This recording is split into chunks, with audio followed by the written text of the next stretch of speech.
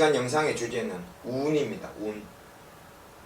과연 나에게 왔는 운은 어떻게 받아들여야 될까? 즉 어떻게 이 운을 어떻게 알면 되는가에 대해서 제 개인적인 생각을 말해 보도록 하겠습니다.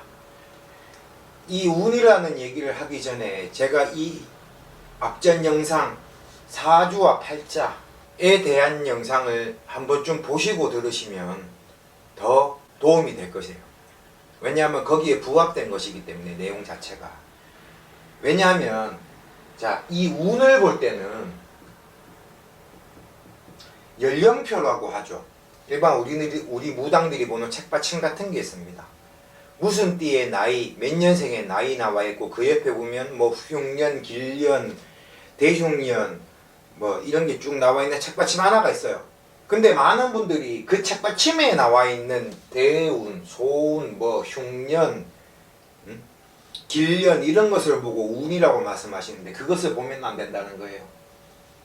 자, 예를 들어 책받침에 올해, 그러니까 내년에 2020년, 22년이 예를 들어서 2020년에 대운이 들어오는 사람, 이 3살, 6살, 9살, 12살, 15살 이것처럼 3살 단위로 나간다고 생각을 해봅시다.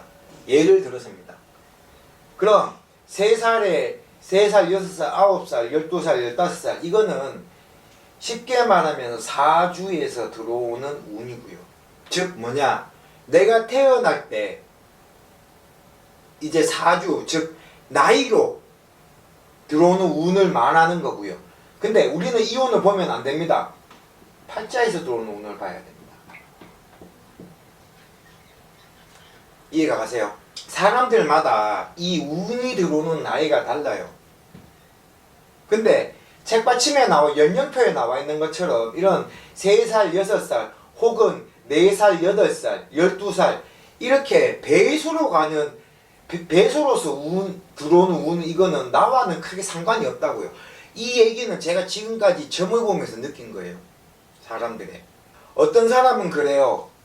내가 작년에 어디가 묵었더니 연령표에 내가 대운이라 그래서 37인데 내가 대운이라 그래서 작년에 사업을 하라고 대운 들어왔다고 해서 굿해서 사업을 했는데 1년도 못 가서 망했어요. 라는 분들이 많아요. 나한테 대운이 들어왔다고 해서 37 내 나이에 대운이 들어왔다고 해서 집을 샀는데 그 집이 폭락을 했어요. 라고 하시는 분들이 많아요. 자, 이거는 크게 말해서 사주에서 오는 기본적인 거고요. 진짜 운을 받으려면 팔자에서 봐야 된다고요. 이 팔자가 뭐냐면 기본되는 사주로 정해진 삶을 내가 인간으로서 어떻게 살아가냐, 살아왔냐에 대한 결과가 팔자거든요. 물론 37에 운이 들어왔을 수도 있어요. 근데 내가 살아온 팔자, 즉 내가 살아온 방향을 보고 이 운을 받을 것인가 못 받으신가를 얘기를 해줘야 되는데 그런 것 없이 그냥 연령표 이런 것만 보고 말을 해준다고요. 점사가 그렇게 쉬운 게 아니잖아요. 그리고 만약에 이런 연령표에 나와 있는 운, 흉년, 대운 이런 것을 보고 한다 하면 우리 무당의 존재가 왜 필요합니까? 일반인들도 불교상 가갖고 그걸 연령표 주세요 뭐 공짜로 한 개씩 주는데 그거 보고 자기가 다 풀면 되지. 그러면 우리 무당 존재가 왜 필요해요? 사주는 정해져 있는 것이고 우리 무당은 팔자를 갖고 이 사람이 이 사주에서 맞게 살았냐 맞게 살지 않았냐, 맞게 살지 않았으면은 어떻게 하면은 맞게 살지 않은 이런 팔자를 좋게끔 고칠 것인가 이거를 말해주는 게 무당이라고요. 자, 본론으로 돌아가세요. 그러면 이 운을, 자 내가 올해 만약에 운이 왔어. 올해 38이야. 운이 왔어. 그러면 이 운을 어떻게 하면 받을 것인가를 여러분들도 아셔야 된다는 겁니다. 이것을 갖고 무당집에 가서 얘기를 듣고 생각을 하고 내가 이 운을 받기 위해서 노력을 하라는 거예요. 꼭 굿이 아니더라도 그냥 운이 들어왔다라고 해서 가만히 있는다고 그 운을 주는 건 없습니다. 이 운을 받기 위해서 노력을 해야죠. 내가 노력이 없이는 받기가 힘들다는 거예요. 세상에서 운이 들어왔다고 해서 다 그 운 받는 사람이 과연 100명 중에 몇 명이 될까요? 확률적으로 생각을 해보시라고요. 100명 중에 만약에 10명이 받았다. 그러면 이 중에 7에서 8명은 이 운을 받기 위해서 본인이 말을 안 하지만 이 운을 받기 위해서 자신의 팔자를 거기다 맞췄다고요. 그냥 가만히 있다고 운이 없는 게 아닙니다.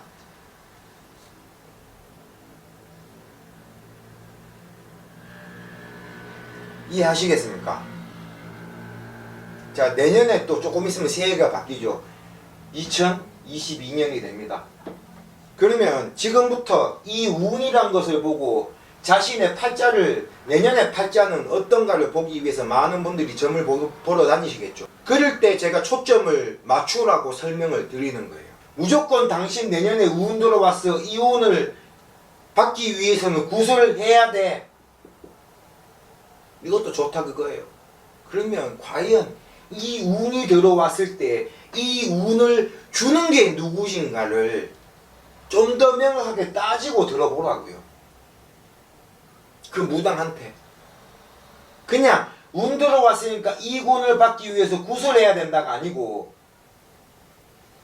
당신 운이 들어왔으니까 이 운을 받기 위해서 그 조상이 누군지 알고 이 조상의 말을 들어서 당신의 운 들어왔을 때 이 당신의 지금까지 더러웠던 팔자를 바꾸려고 하면 어떤 방향으로 해야 되는지를 들어보자. 그런 식의 말을 하시는 분들한테 일을 하라 그거예요. 무턱대고 운 들어왔으니까 재수굿이 아니고. 아시겠습니까? 운은 이렇게 보편적으로 더블 배수로 더블 배수로 들어오는 게 운이 아닙니다. 내 팔자를 이용해서 내 팔자 속에서 들어오는 운을 찾아야 되는 것입니다. 그러다 보니까 내 사주를 비교해서 내가 살아온 팔자를 대입을 해서 나한테 이번에 운이 들어왔는데 이 운을 누구에게 받을 것인가? 누가 주는 것인가? 핵심적인 말은 나에게 사주를 정해준 조상들이 이 운을 주는 것이다. 그러면 나는 이 운을 받기 위해서 내가 어떻게 살았는지 내 팔자를 가지고 이야기를 들어서 이 운을 받는다라고 생각을 하셔야 합니다. 무조건 재수굿이다.